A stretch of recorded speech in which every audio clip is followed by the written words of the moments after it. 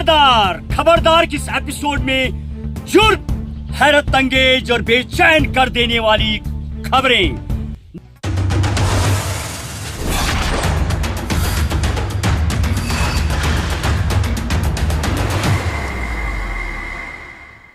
नमस्कार, मैं हूं महेश बहुगुणा।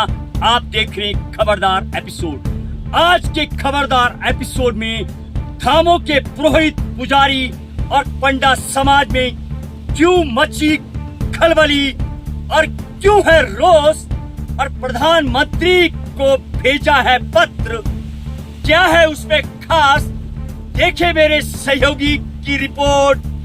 यदि मैं चार धाम यात्रा को यथावत रखने को लेकर के तीर्थ पुरोहित ने प्रधानमंत्री को भेजा पत्र, और उस पत्र में दी है चारों धाम की यात्रा का विस्तृत वर्णन। और डबल इंजन की सरकार, उत्तराखंड सरकार की यदि मैं बात करूं तो यात्रा को लेकर के एक नया फरमान जारी किया सरकार ने। यात्रा होगी एक नए धाम से चालू, जिसको लेकर के तमाम पंडा पुरोहितों में रोष फैला हुआ है। और यदि मैं यात्रा की बात करूं तो दो खंड हैं, केदार खंड और मानस खंड। दो खंडों की विधिवत रूप से यात्रा की जाती है, और जब यात्रा चलती है जो कि मोक्ष की प्राप्ति के लिए होती है, जिसमें यमुनोत्री धाम, गंगोत्री धाम, केदारनाथ और बद्रीनाथ की यात्रा शास्त्रों के हिसाब से की जाती है। और देखिए आगे की रिपोर्ट। यात्रा धार्मिक आस्था का केंद्र है, जिसके लिए शास्त्रों में नियम बनाए गए हैं। पूर्व में चार धाम यात्रा मोक्ष के लिए होती थी, जो आज भी लगातार चल रही है, जिसका वर्णन शास्त्रों में मिलता है। शास्त्रों और ग्रंथों में ऐसा भी उल्लेख मिलता है, पांडव ही अपनी गोत्र हत्या के श्राप को मिटाने के लिए देवभूमि की इन्हीं धामों में आए थे। और देखे आगे की रिपोर्ट। नियमों और शास्त्रों की बात की जाए तो सबसे पहले यमुनोत्री, जो सूर्यपुत्री व यमराज की बहन है, जो प्राणी यमुना जी में स्नान, ध्यान आदि करता है, उसे यमदूत के बहस से वो समाप्त हो जाता है। वही यदि मैं माँ गंगा पाप नाशनी गंगा जी के दर्शन का वर्णन है, जो समस्त पाप संताप को हरने वाली है। यहाँ पर पिंड भी दिया जाता है और तर्पण आदि का विधान भी है।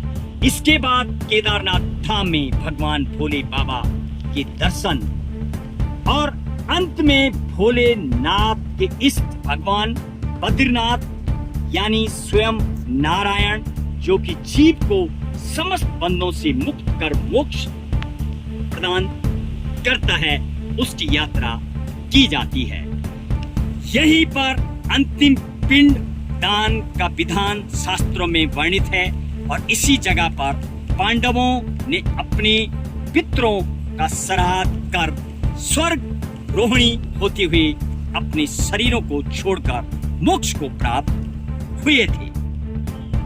शास्त्रों एवं ग्रंथों में चार धाम यात्रा का व्यापक वर्णन मिलता है, जो कि चारों धाम की यात्रा की यदि मैं बात करूं तो यमुनोत्री धाम, गंगोत्री धाम, केदारनाथ और बद्रीनाथ से विधिवत रूप से आरंभ होती है और उसका समापन भी होता है। परंतु वर्तमान में ऐसा लगता है कि देवभूमि उत्तराखंड ऋषि मुनियों की जो तप स्थली है, दो मंडलों में बंटा उत्तराखंड, गढ़वाल मंडल और कुमाऊं मंडल, और डबल इंजन की सरकार।